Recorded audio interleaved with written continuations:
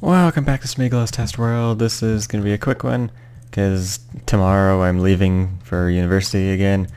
Yeah, I'm going to be a junior, so it's going to be cool. Going to have to record in dorm room for a while. I don't know if it'll be better or worse yet, so that'll be interesting. Anyway, I'm just here testing out Endermite and Enderman AI. And as you can see, the Endermen are chasing the Endermites. And yeah, the Endermite is invulnerable, and so it's not going to get hit or anything, so the Enderman can't really attack it. And but when I go into survival mode and then the Endermites can start chasing me, the Enderman de-aggro from the Endermite because I changed. Maybe it's because the Endermite turned aggro that now the Enderman doesn't want to be aggro to it. But yeah, the Endermite has negative attack damage, so it's not hitting me.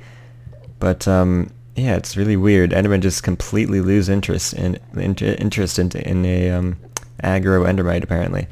And if I go back to creative mode, the Endermen just go right back onto the Endermite. So really weird AI. I was hoping to make some kind of mechanics so that an invisible, invulnerable Endermite like chases you around and makes it look like all the Endermen are getting aggro on the player, but apparently it doesn't work like that.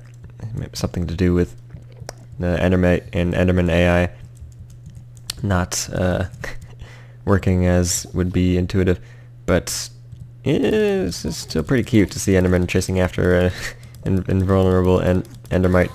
I assume the Enderman would kill this guy if he wasn't invulnerable. Why else would these Endermen be chasing it? But yeah, Endermite just seemed like a very useless mob at this point. I think Dinnerbone said a long time ago that he planned to make Endermites actually, do something. I don't know how I killed the Endermite just now. He was supposed to be invulnerable, but I just killed him. That was really weird. So yeah, I wouldn't trust Endermite AI for anything right now. Weird particles. What the? Huh. Ugh, everything's going wrong. This is the release of 1.8, by the way. The 1.8 release version. So yeah. The other thing I want to show this video is assassin mobs, basically.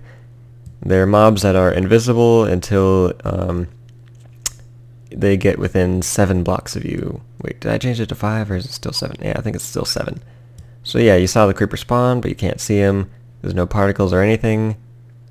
And he's got really high follow distance, so from there he was on me, but I didn't know that. And yeah, he pops out from his invisibility right before he gets to me.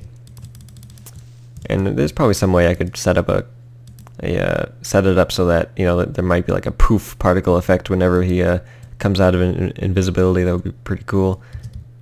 What the hell? This armor stand just moved from there to here. A lot of odd things going on. But anyway, yeah, it's a pretty simple command block. It's just one command block and a clock. That's it. It's just an execute radius clear effect command. Well, it's not really clear. It's and the invisibility effect to 0, so no invisibility. So yeah, this can work with any mob named assassin. So you could do it with like a zombie or something. You can quickly show like even like a spider. Spider would be a pretty good assassin mob too. But I'll need the assassin name tag I kept on me. Good. Just name the mob assassin. And see, is invisible and not. Invisible and not. So yeah, you can make like all kinds of mobs be assassin mobs by just setting up this one command block and naming the mob assassin, and it has the mechanic. And I took off the particles with NBT edit for the creeper, just because with invisibility particle effects kind of defeats the purpose of the invisibility or the assassin thing. I also increased the blast radius, which makes them a lot more deadly. But yeah, and I'm thinking about making this mob a thing in Storm the Castles too. But this wouldn't be a mob I would willy-nilly place down a spawner for. It would have to be strategically placed, because yeah, should be a very surprising thing for a player to see, like a creeper just pop right up in front of them. And then I think a poof particle effect would do a lot. in making it obvious that it's a special mob, not just a spawner that's putting the creeper like right in front of you.